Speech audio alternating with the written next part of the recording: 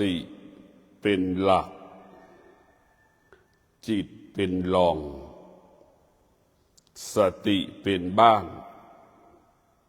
จิตเป็นผู้ที่อาศัยอยู่ในบ้านท่านทั้งหลายสติกับจิตนั่นต้องอาศัยกันต้องพึ่งพากันตลอดเวลาเหมือนดั่งแม่กับลูกจะต้องอาศัยการพึ่งพากันพวกเราทั้งหลายสติเป็นพระเอกจิตเป็นพระรองพวกเราเข้าใจเช่นนี้สติเปรียบเสมือนบ้านจิตเปรียบเสมือนผู้อาศัยอยู่ในบ้านจิตมันเป็นหลักสติมันเป็นหลักให้กับการพัฒนาจิตพวกเราต้องมีรู้เรื่องสติสติเป็นสิ่งสำคัญเป็นสิ่งจำเป็นคำว่าสร้างความดีเท่านั้นละความชั่วเท่านั้นก็อยู่ที่สติสร้างความดีด้วยสติละความชั่วก็ด้วยสติเราจะเข้าถึงกายของเราก็ด้วยสติเราจะเข้าถึงจิตเราก็ด้วยสติสติจะอยู่กับความเป็นจริงสติจะเห็นความเป็นจริงส่วนจิตนั้นมันเป็นไปเรื่อยเปื่อยจิตมันเป็นโจรเป็นผู้ร้ายจิตมันเป็นแก๊งคอเซ็นเตอร์จิตเป็นนักต้มตุ๋นมันเป็นไปหมดจิตมันแปรสภาพไปตลอดเวลาจิตนั้นเปรียบเสมือนคนบ้ากับคนดีอยู่ในรวมกันเหมือนคนดีคนบ้าอยู่ในตัวกันหมดส่วนสติเป็นคนดีเท่านั้น100%ส่วนสติเป็นคนดี100%จิตมันยังเป็นคนบ้าคนดีพระพุทธเจ้าได้เป็นพุทธเจ้าก็เพราะจิต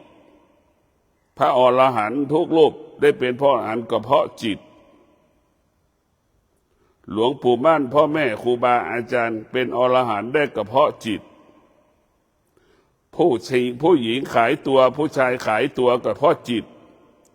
ผู้หญิงผู้ชายลักเล็กขโมยน้อยก็เพราะจิตจิตมันแปรสภาพไปตลอดเวลาเปลี่ยนแปลงตลอดเวลา พวกเราทั้งหลายพื้นฐานของจิตมนุษย์กับสัตว์เสมอเหมือนกันหมดพื้นฐานมนุษย์กับสัตว์สภาพจิตเหมือนกัน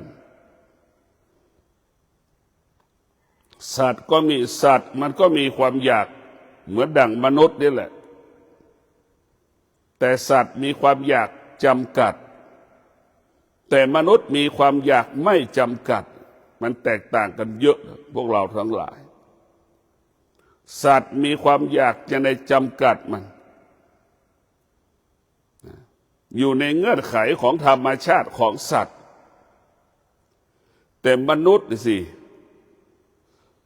มันมีความอยากก็เป็นธรรมชาติแต่ก็ยังอยู่เหนือธรรมชาติอีกอยู่ใต้ธรรมชาติอีกนี่ความอยากของมนุษย์ไม่มีที่สิ้นสุดความอยากของสัตว์มีที่สิ้นสุดเช่นไม่ได้กินอิ่มมันก็พอใจแล้วถึงฤดูผสมพันธุ์มาได้ผสมพันธุ์มันก็อิ่มดีแล้วแค่นี้แหละมันไม่กระตือรือร้นอะไรมากแต่มนุษย์นี่มีความอยากตั้งแต่เส้นผมเป็นต้นไปอยากให้ผมดกเงางามมีความอยากล่ะแค่หัวของเรานี่มีความอยากสารพัดความอยากของมนุษย์เห็นไหมมันไม่มีที่สิ้นสุดไปปรุงแต่งกันหมดในพวกเราทั้งหลายเรียกว่าจิตมนุษย์กับจิตสัตว์มันเหมือนกันเบื้องต้นจิตสัตว์กับจิตมนุษย์จะแตกต่างกัน ก็เมื่อสัตว์ไม่สามารถจะพัฒนาได้ ถึงแม้จะพัฒนาสัตว์ได้ก็น้อยนิดน้อยมากไม่กี่อย่างมันจะเปรียบเทียบกับมนุษย์ไม่ได้แต่ถ้ามนุษย์เกิดมาแล้วไม่ได้พัฒนาก็เปรียบเสมือนสัตว์เสมอสัตว์มนุษย์ที่ได้รับการพัฒนาก็อยู่เหนือสัตว์ไม่ได้เป็นสัตว์มนุษย์ที่ได้รับการพัฒนามนุษย์จะเป็นผู้ประเสริฐมนุษย์ไม่ได้รับการพัฒนามนุษย์ก็เป็นสัตว์เหมือนสัตว์เหมือนงัวเหมือนควายเหมือนกันหมดเกิดมาแล้วได้รับการอบรมสั่งสอนในพวกเราทั้งหลายเกิดมาแล้วได้รับการอบรมสั่งสอนจนเกิดปัญญาจนเกิดปัญญาแล้วเราก็จะเข้าใจความจริงเข้าใจความจริงอยู่กับความเป็นจริงเราก็เป็นมนุษย์ที่ประเสริฐดังแม่มีปัญญาแม่ก็จะเข้าใจลูก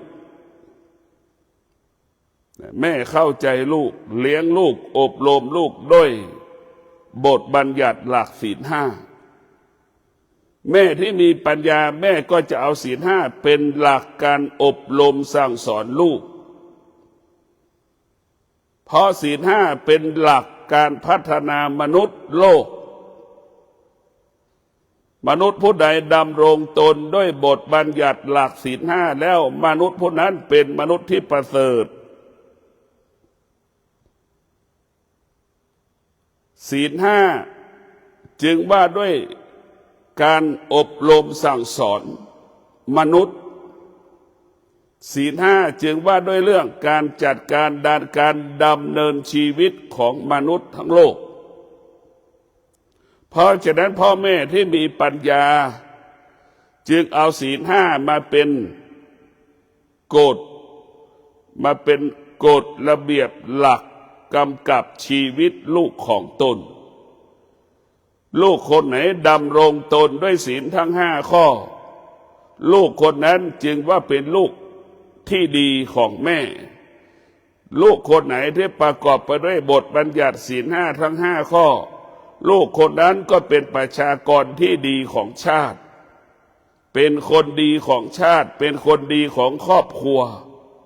นี่แหละคือธรรมะของพระพุทธเจ้านั่นว่าด้วยความเป็นจริง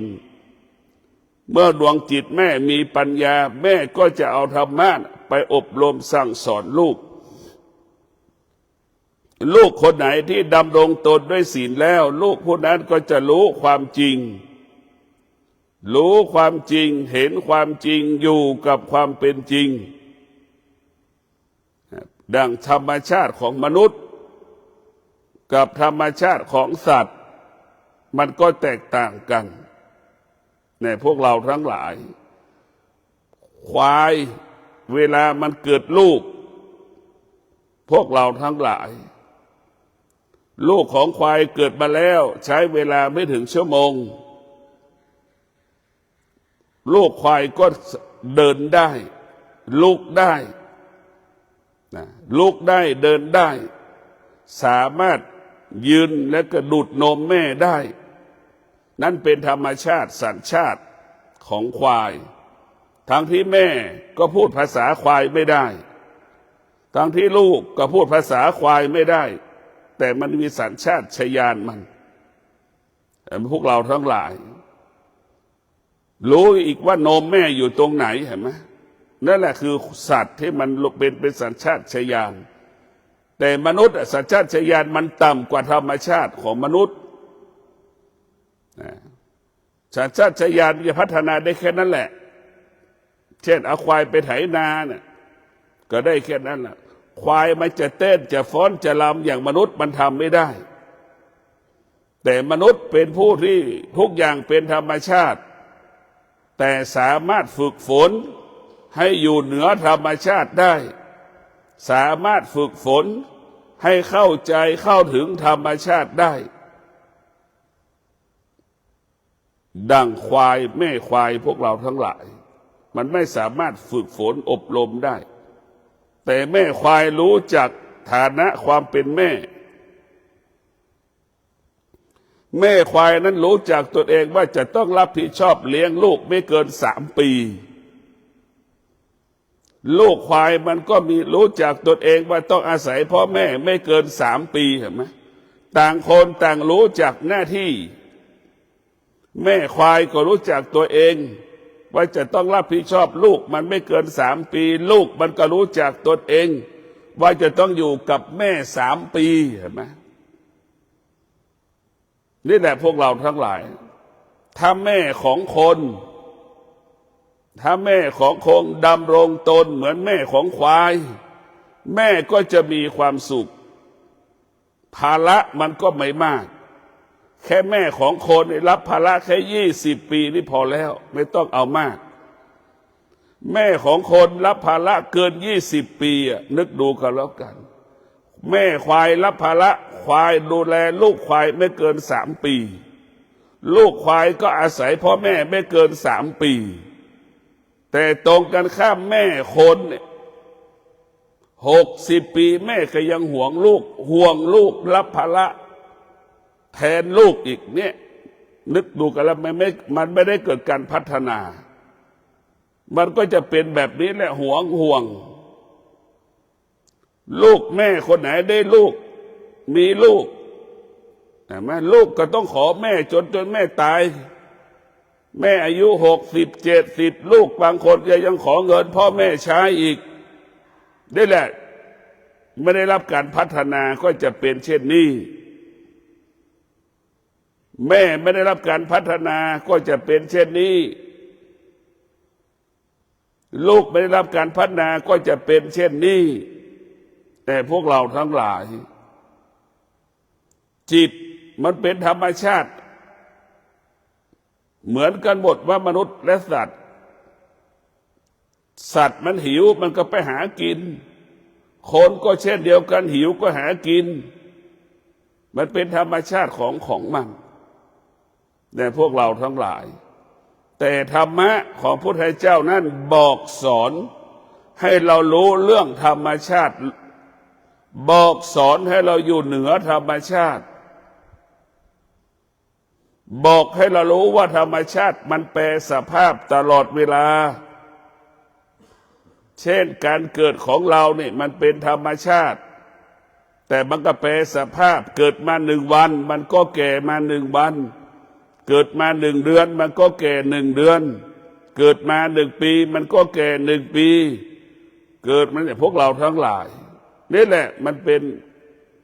การเปลี่ยนแปลงและแปรสภาพให้เราเห็นการเกิดเป็นทุกข์เห็นการแก่เป็นทุกข์เห็นการเจ็บเป็นทุกข์เห็นการตายเป็นทุกข์เนี่ยพระพุทธเจ้าสอนเราว่าธรรมะ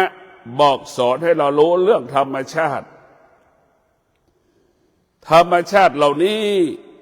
เนี่ยมันเป็นพื้นฐานเหมือนกันหมดเหมือนควายมันร้อนมันก็ไปนอนในหนองน้ำอยู่ในร่มมันก็เช่นเดียวกับคนร้อนก็หาพัดลมร้อนก็เข้าห้องแอร์ร้อนก็ไปอาบน้ำเนี่ยมันก็ไม่แตกต่างกันเลยแต่พวกเราทั้งหลายเพียงแต่รูปแบบมันแตกต่างแต่สภาวะจิตมันเหมือนกันหมดเพียงแต่ควายมันไม่แสดงอาการร้องไห้เสียใจเวลามันร้อนแต่ควายก็ลูกควายแม่ควายไม่สร้างภาระให้กันลูกควายก็จัดการตัวเองแม่ควายก็จัดการตัวเองแต่ลูกของคนกับลูกของคนเนี่ยแม่คนลูกคนที่เป็นคนต่างสร้างภาระให้กันและกันนี่คือปัญหาของมนุษย์อยู่ร่วมกันเช่นแม่ต้องรับภาระแม่รับภาระอย่างเงี้ยจบแต่พวกเราทั้งหลายแม่ต้องรับภาระหาพัดลมให้ลูกอย่างเงี้ยแม่ต้องรับภาระหาแอร์ให้ลูกอย่างเงี้ยเห็นไหมมันเป็นภาระแต่งัวควายช้างม้าเขาไม่สร้างภาระให้กันร้อนก็จัดการตนเองพึ่งพาตนเองอาศัยตนเองหนาวก็เป็นเช่นนั้นฝนตกก็เป็นเช่นนั้นตรงกันข้ามกับคนพอถึงฤดูฝนแล้วแม่ก็หาร่มไว้รอให้ลูกแล้วอันนี้แหละผ้ากันฝนแล้วนี่มันเป็นภาระหมด แต่พวกเราทั้งหลายธรรมะเนี่ยมันเป็นสิ่งที่ประเสริฐบอกสอนให้เรารู้เรื่องธรรมชาติธรรมะนี่แหละจะเป็นผู้ให้เราอยู่เหนือธรรมชาติความโลภความโกรธความหลงความอยากได้อยากมีอยากเป็นสิ่งเหล่านี้เป็นพื้นฐานของมนุษย์และสัตว์มนุษย์และสัตว์ไม่สิ่งเหล่านี้ต้องการแล้วไม่สามารถตอบสนองได้มันก็จะเกิดอาการแสดงอาการเหมือนกันหมดเหมือนเราดูสัตว์ที่ผสมพันธุ์มันก็เกิดอาการแสดงอาการออกมารุนแรงเช่นเดียวกับคนก็เป็นเช่นนั้นเมื่อความอยากไม่เกิดก็เกิดอาการความรู้สึกรุนแรงพวกเราทั้งหลายแต่มนุษย์ได้รับการอบรมสั่งสอนด้วยหลักธรรมะของพระพุทธเจ้าแล้วเช่นศีลเราเอาถูกพ่อแม่เอาศีลมาอบรมชีวิตของลูก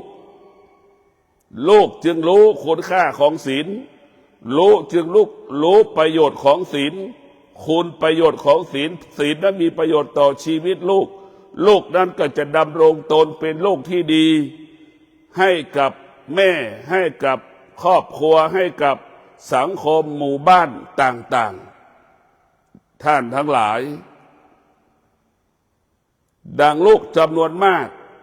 รักแม่ตนเองรักพ่อตนเองไม่ยอมให้บุคคลใดบุคคลหนึ่งมาเบียดเบียนชีวิตพ่อแม่ของตนเองนี่แหละพระพุทธเจ้าจึงรู้เช่นนี้จึงบัญญัติศีล5ข้อที่1ว่าชีวิตใครก็รักเพราะฉะนั้นเราก็ไม่ควรล่วงละเมิดไปเบียดเบียนชีวิตบุคคลอื่นทำลายชีวิตบุคคลอื่นเช่นเดียวกับแม่ลูกก็เป็นสมบัติของแม่พ่อแม่ก็ไม่ยินยอมให้บุคคลใดบุคคลหนึ่งมาเบียดเบียนทรัพย์สมบัติของพ่อทรัพย์สมบัติของพ่อของแม่ก็คือลูกไม่ยอมให้บุคคลไหนมาเบียดเบียนชีวิตลูกของเราได้ในพวกเราทั้งหลายนี่แหละธรรมะมาว่าด้วยเรื่องความเป็นจริงเมื่อรู้เช่นนี้เราก็ไม่ควรไปเบียดเบียนชีวิตบุคคลอื่นไม่ว่ามนุษย์และสัตว์หลีกเลี่ยงได้เราหลีกเลี่ยงไม่จำเป็นเราจะไม่เบียดเบียนซึ่งกันและกันโดยเฉพาะมนุษย์เป็นผู้ที่มีสติเหนือเป็นผู้ที่มีสติเป็นผู้ที่มีสติเมื่อมนุษย์มีผู้มีสติแล้วมนุษย์นั้นจะเป็นผู้ที่ประเสริฐเป็นผู้ที่ประเสริฐมนุษย์ที่มีสติแล้วจะเป็นผู้ที่ดำรงตนตามบทบัญญัติหลักศีล5แม่นยำชัดเจนเข้มแข็งเข้มข้นละเอียดปานนีตสุขุมรอบคอบถี่ถ้วนทุกประการเอาศีลมากำกับกาย เอาศีลนั้นมากำกับกายเอาสมาธิมากำกับจิตเอาปัญญาก็เอาปัญญามาพัฒนากายกับจิตให้อยู่ร่วมกันให้ได้ให้อาศัยกันร่วมกันให้ได้ในพวกเราทั้งหลายธรรมะของพระพุทธเจ้านั่นคือให้มนุษย์อยู่กับความเป็นจริงเบื้องต้นก็คือศีลยกฐานะระดับจิตอีกยกฐานะระดับจิตขึ้นมาอีกก็คือสมาธิเป็นระดับขั้นที่2จิตเป็นขั้นที่1สมาธิเป็นขั้นที่2พวกเราทั้งหลายมีลูกแล้วไม่มีความสุขมีครอบครัวแล้วไม่มีความสุขมีลูกแล้วไม่มีความสุขมีทรัพย์มีสมบัติมีปัจจัย4ไม่มีความสุขนี่แหละนี่คือศีลพอขั้นที่2แล้วมันว่าด้วยเรื่องสมาธิว่าด้วยเรื่องความสงบเบื้องต้นเราแสวงหาความสุขเบื้องต้นเราแสวงหาความสุขนอกกายมันว่าด้วยเรื่องความสุขนอกกายว่าด้วยเรื่องความสุขอาศัยสิ่งอื่นๆส่วนสมาธินั้นว่าด้วยเรื่องความสุขเกิดจากความสงบว่าด้วยเรื่องความสุขเกิดจากความสงบที่แท้จริงเกิดขึ้นที่กายกับจิตก็ต้องสงบกายก็ต้องสงบ ทั้งกายทั้งจิตรวมกันเป็นหนึ่งจิตเราเปรียบเสมือนมะม่วงโชคอนันต์สติเราเปรียบเสมือนมะม่วงเขียวเสวยเราจะเลือกเอาต้นมะม่วงเขียวเสวยเป็นต้นพันธุ์เราก็เอากิ่งของมะม่วงโชคอนันต์มาเสียบต้นเขียวเสวยเราต้องการเขียวเสวยเราต้องการมะม่วงเขียวเสวยเป็นต้นแม่พันธุ์เราก็เอาโชคอนันต์มาเสียบต่อกิ่งมันในพวกเราทั้งหลายเราจะเห็นว่ามะม่วงก็ดีที่เราเสียบกิ่งติดตานะจนเป็นเนื้อเดียวกันหาโชคอนันต์ไม่เจอหาเขียวเสวยไม่เจอเช่นเดียวกับปัญญาจะปรับปรุงเปลี่ยนแปลงจิตกับเรียกว่ากายกับจิตจิตกับกายรวมกันเป็นหนึ่งรวมกันเป็นหนึ่งเหมือนมะม่วงต้นเสียบเหมือนมะม่วงที่เราเสียบกิ่งนั่นแหละจนหาต้นตอที่เราเสียบไม่เจอมันเป็นเช่นนั้นรวมกันเป็นหนึ่งกายกับจิตก็เป็นเช่นนั้นในพวกเราทั้งหลายต้องให้กายกับจิตอยู่ร่วมกันให้กายกับจิตอาศัยกันให้กายกับจิตคุ้นเคยกันท้ายสุดกายกับจิตเป็นเพื่อนที่รักกายกับจิตกลายเป็นพ่อเป็นแม่ลูกกลายเป็นสามีภรรยากลายเป็นครูเป็นอาจารย์เป็นลูกศิษย์กับอาจารย์ให้เป็นแบบนั้นในพวกเราทั้งหลายหลักคำสอนของพระพุทธเจ้ามันว่าด้วยเรื่องความจริงในการดำเนินชีวิตในพวกเราทั้งหลายสมาธินั้นบอกสอนให้เรารู้เรื่องอารมณ์ของจิตในสมาธิบอกสอนให้เราละเรื่องความคิดละเรื่องอารมณ์ไม่ควรไปปรุงแต่งในอารมณ์ที่เรารู้ไม่ปรุงแต่งในความคิดให้รู้เฉยๆสมาธิให้เรารู้เฉยๆเช่นเรานั่งสมาธิก็ให้เรารู้ว่าเรานั่งสมาธินี่เราก็จัดรูปแบบของนั่งสมาธิเราก็ให้รู้จักว่าเรานั่งสมาธินั่งสมาธิคือทำให้กายสงบทำให้จิตมันสงบในตัวสมาธิมันประกอบไปด้วยสติสัจจะวิริยะขันติไม่ใช่สมาธิเฉยๆที่เราได้ยินคำว่าสมาธินี่มันประกอบไปด้วยสติสัจจะวิริยะขันติบุคคลใดที่มีสติสัจจะวิริยะขันติในจิตใจสติสัจจะวิริยะขันติก็จะอยู่ควบคุมกายให้เป็นสมาธิควบคุมจิตให้เป็นสมาธิกำกับกำหนดกายกับจิตให้ทนต่อสภาพท่านั่งสมาธิเราจะไม่ขยับเท้าขวาเท้าซ้ายเราจะไม่ขยับมือขวามือซ้าย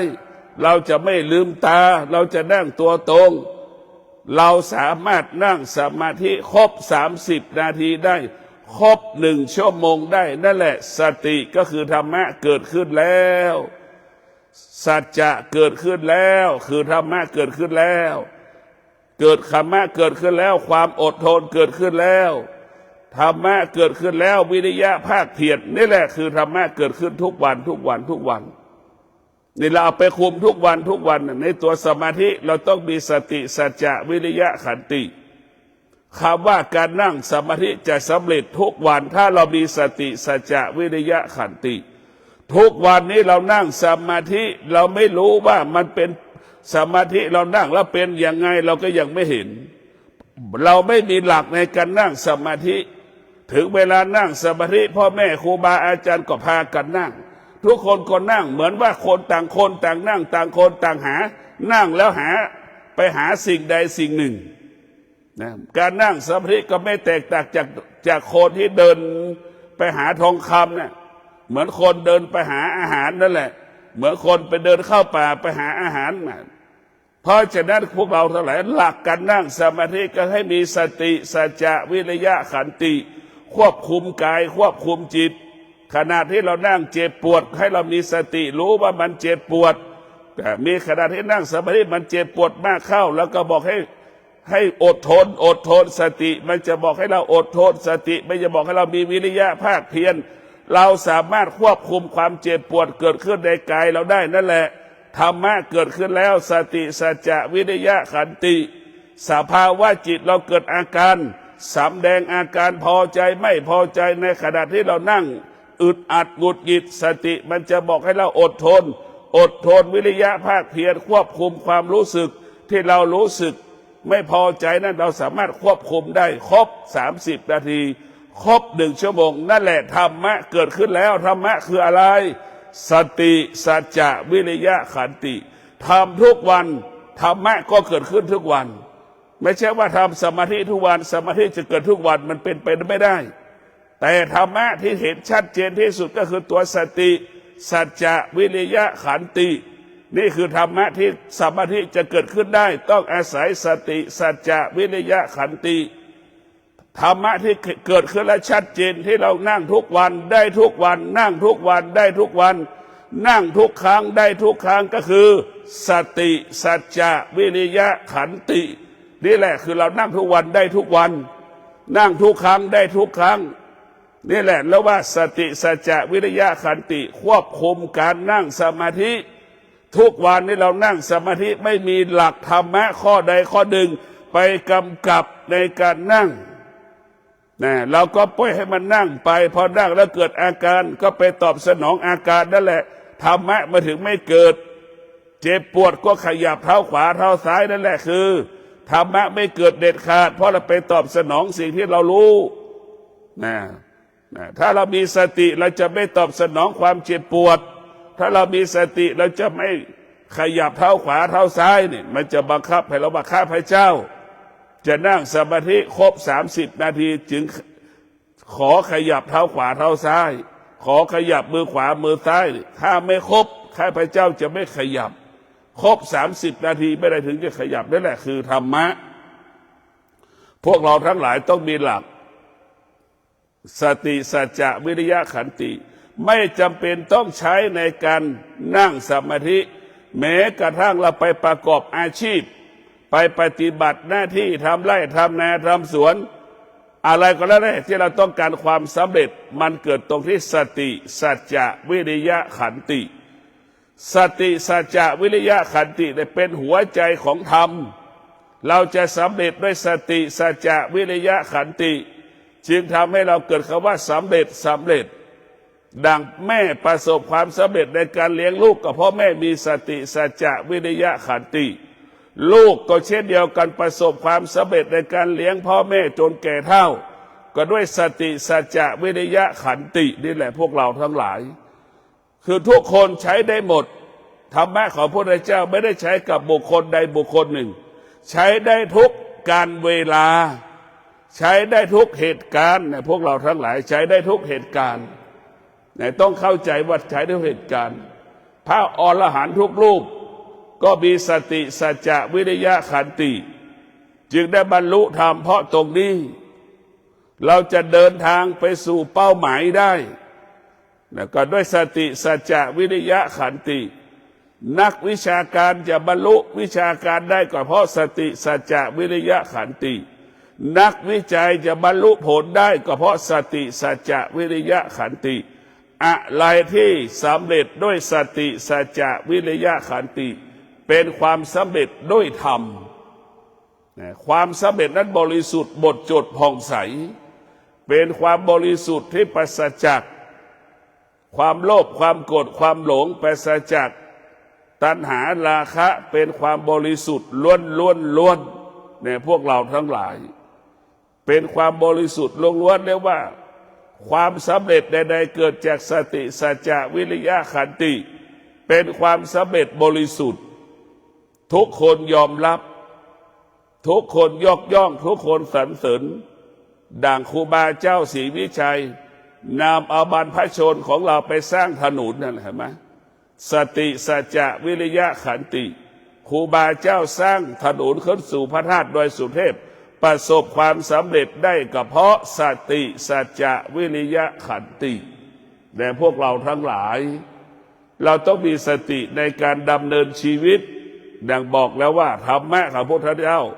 ธรรมะของพระพุทธเจ้าเท่านั้นที่จะพัฒนาชีวิตของเราธรรมชาติมันมีเบียดเบียนชีวิตเราตลอดเวลา เนี่ยธรรมชาติเบียดเบียนเราตลอดเวลาเบียดเบียนทรัพย์เบียดเบียนสมบัติเหมือนเราดูฝนเนี่ยเห็นไหมเราก็อยากได้เสื้อแล้วดูฝนมาใส่อีกแล้วของเราดูฝนปรากฏก็ซื้อตั้งแต่รองเท้าแล้วดูฝนมีเสื้อกันฝนอีก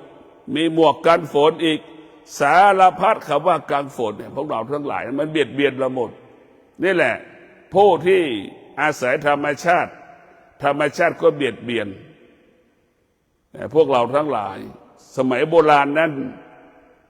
คนโบราณอยู่กับธรรมชาติล้วนๆฝนตกก็อยู่ได้ทำงานเป็นปกติของมัน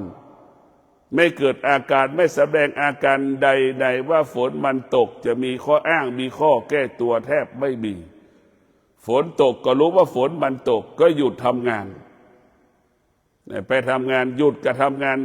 ไม่สามารถทำงานกลางแจ้งได้ที่โล่งได้มันก็ทำงานในร่มหาไม้มาจากสารต่างๆเอาไม้มาแกะสลักต่างๆเนี่ยมันมีวิธีการเยอะแยะพวกเราทั้งหลายเนี่ยบุคคลที่มีธรรมะมันจะแปลสภาพอยู่กับเหตุการณ์ต่างๆได้ดังเช่นคนโบราณช่วงฤดูฝนก็เป็นช่วงฤดูฝนก็เอาไม้มาสานตะกร้าทำศิลปะชีพอย่างนี้พวกเราทั้งหลายทำช่างแกะสลักทำศิลปะอาชีพที่มันฤดูฝนมันก็ยังมีอยู่เพราะฉะนั้นพวกเราทั้งหลายที่ต้องมีสติศึกษาเรียนรู้เรื่องพระธรรมนั้นเป็นเรื่องใหญ่ที่สุดพ่อแม่ครูบาอาจารย์บอกสอนให้เรารู้เรื่องนี้ตลอดเวลาบอกให้พวกเราทั้งหลายได้มีสติเดือนนี้เป็นเดือนสำคัญเป็นเดือนวันแม่แห่งชาติแม่ทุกคนก็มีสติบำเพ็ญเพียรภาวนาอุทิศให้เจ้ากรรมในเวรที่เบียดเบียนเรามาทั้งชีวิตอุทิศบุญกุศลให้กับสรรพสัตว์ทั้งหลายที่เรานำมาปรุงเป็นอาหารบ้างไก่บางคนฆ่าไก่ไม่รู้กี่สิบตัวแล้วพอถึงวันแม่แห่งชาติเราก็ทำบุญให้กับตัวเราเองบ้างเช่นมาวิปัสสนากรรมฐานมานอนวัด1 คืน 1 วันอุทิศบุญกุศลไปถึงแก่สรรพสัตว์ที่เรานำปรุงมาเป็นอาหารเนี่ยนี่แหละแม่ต้องมีวันแม่แห่งชาติทุกครั้งแม่ต้องมีสติที่นี้ก็คือ1สวดมนต์ไหว้พระนั่งสมาธิเราแก่ไป1 ปีแล้วนะเนี่ยเราแก่ไป1 ปีแล้วนะความแก่เกิดขึ้นกับชีวิตของเราแล้วนะ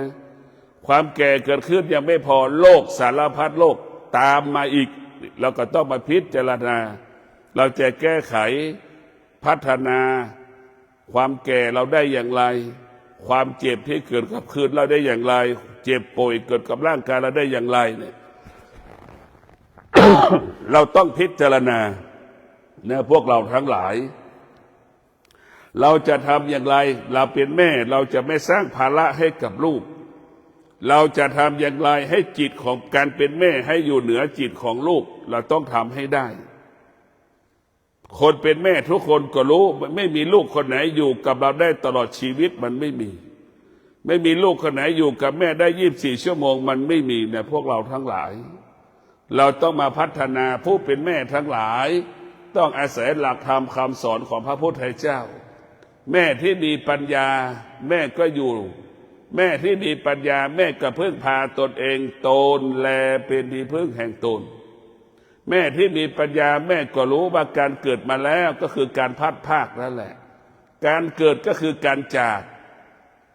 การเกิดก็คือการจากการเกิดก็คือการพัดพากแม่รู้เช่นนี้แล้วพวกเราทั้งหลายแม่จึงรู้ความจริงแม่ก็ไม่มีเหตุไม่ผลจึงรู้ว่าลูกไม่สามารถอยู่กับเรานะวันหนึ่งลูกพร้อมลูกก็ต้องออกจากเราไปแม่ที่มีปัญญาจะเข้าใจว่าตนแลเป็นที่พึ่งแห่งตนชีวิตแม่ 80% พึ่งพาตนเอง